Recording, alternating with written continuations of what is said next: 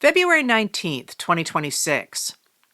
In the United Kingdom this morning, Thames Valley Police arrested Andrew Mountbatten Windsor, formerly Prince Andrew, on suspicion that he committed misconduct in public office. Mountbatten Windsor was stripped of his royal titles last October because of his ties to convicted sex offender Jeffrey Epstein. Documents released by the U.S. Department of Justice suggest that when Mountbatten Windsor represented the United Kingdom as a trade envoy, he gave confidential government documents to Epstein.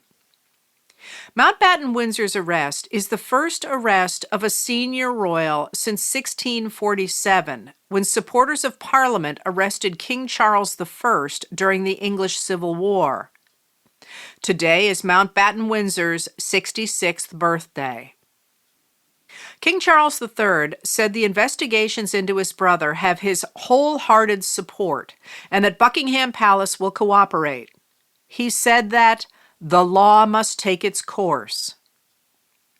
In South Korea, Seoul General District Court Judge Ji Qui-yoon sentenced former president of South Korea Yoon Suk-yeol to life in prison after he was found guilty of leading an insurrection against the government. With his approval rating plummeting as his administration was engulfed by scandals, on December 3, 2024, Yoon declared martial law and tried to paralyze the parliament by using troops to blockade the National Assembly building and arrest opposition politicians. As Lim Hui-ji reported for CNBC, 5 other conspirators have also received prison sentences of up to 30 years. During the trial, prosecutors told the court that Yoon had declared martial law with the purpose of remaining in power for a long time by seizing the judiciary and legislature. Yoon claimed that he was within his constitutional authority to declare martial law and that he did so to safeguard freedom and sovereignty.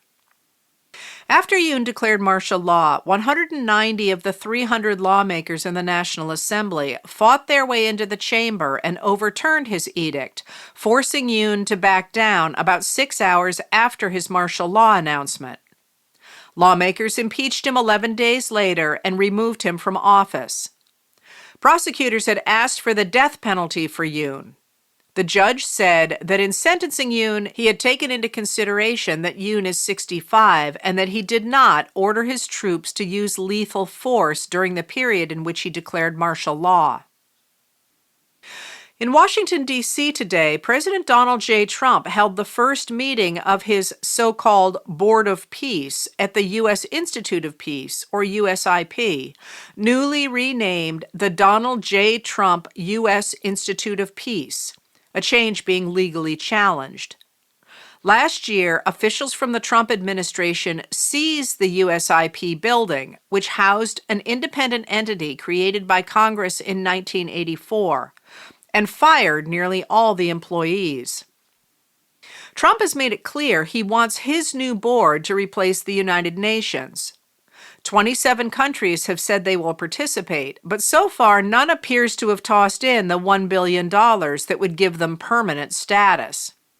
The countries participating include Albania, Argentina, Armenia, Azerbaijan, Bahrain, Belarus, Bulgaria, Cambodia, Egypt, El Salvador, Hungary, Indonesia, Israel, Jordan, Kazakhstan, Kuwait, Kosovo, Mongolia, Morocco, Pakistan, Paraguay, Qatar, Saudi Arabia, Turkey, United Arab Emirates, Uzbekistan, and Vietnam. Trump extended invitations to Israel's Prime Minister Benjamin Netanyahu and Russia's President Vladimir Putin, both of whom have been indicted by the International Criminal Court for war crimes. Trump withdrew an invitation to the board from Canada after Prime Minister Mark Carney denounced Trump's foreign policy at the World Economic Forum in Davos, Switzerland. So Canada is out. Rejecting Trump's invitation are Austria, France, Germany, Greece, Ireland, Italy, New Zealand, Norway, Poland, Slovenia, Sweden, the United Kingdom, Ukraine, and the Vatican. They cite their continuing support for the United Nations, concerns about Russian influence in Trump's board, and concerns about the board's organization, which gives Trump final say in all decisions, including how to spend the board's money. Today, Trump announced that the U.S. will put $10 billion into the Board of Peace, although since Congress is the only body that can legally appropriate money in our system, it's unclear how he intends to do this. The event at the board appeared to be the Trump show. Representatives from the countries who had accepted Trump's invitation stood awkwardly on stage waiting for him while his favorite songs blared. Once he arrived, he rambled for an hour and then appeared to fall asleep at points in the meeting as dignitaries spoke. Lena Sun and Jacob Bogage of the Washington Post reported today that having pulled out of the World Health Organization, or WHO, the Trump administration has called for creating an alternative run by the U.S. that would recreate WHO systems. The cost would be $2 billion a year, funded through the Department of Health and Human Services, or HHS, up from the $680 million the U.S. provided to the WHO. The secretary of HHS is Robert F. Kennedy, Jr.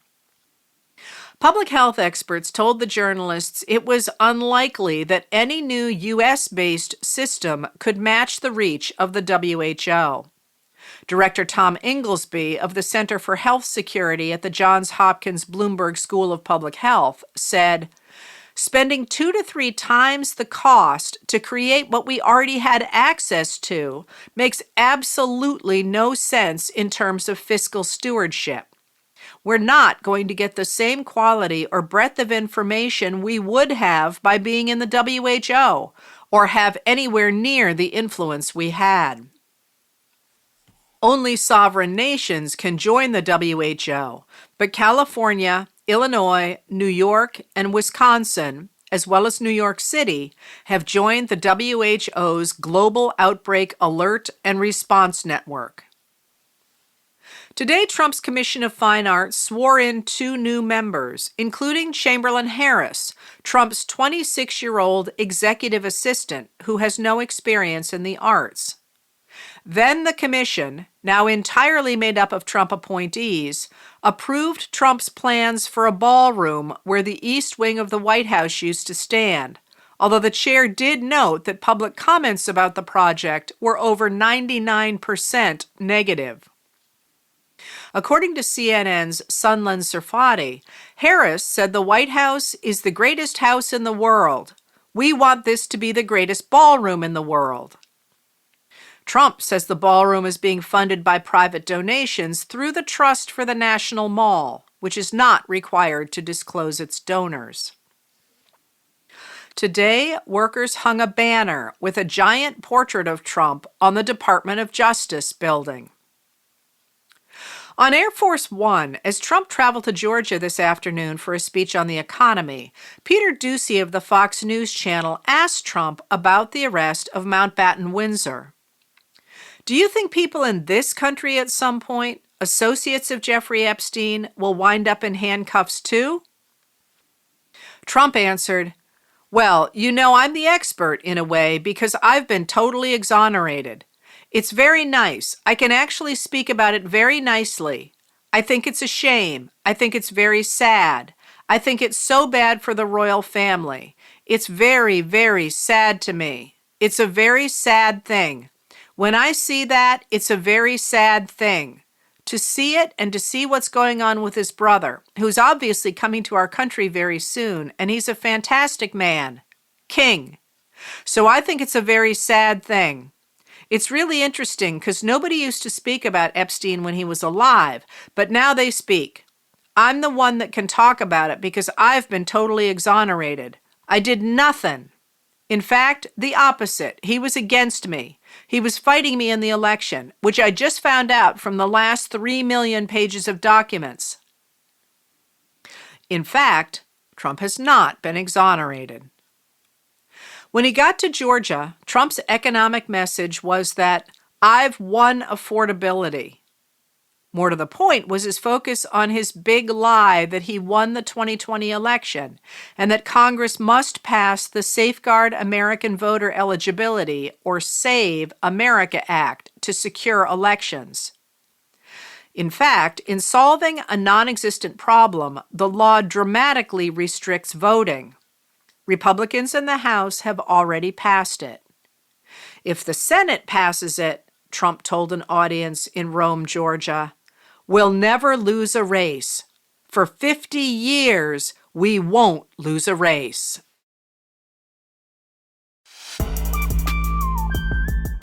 Letters from an American was written and read by Heather Cox Richardson. It was produced at Soundscape Productions, Dedham, Massachusetts. Recorded with music composed by Michael Moss.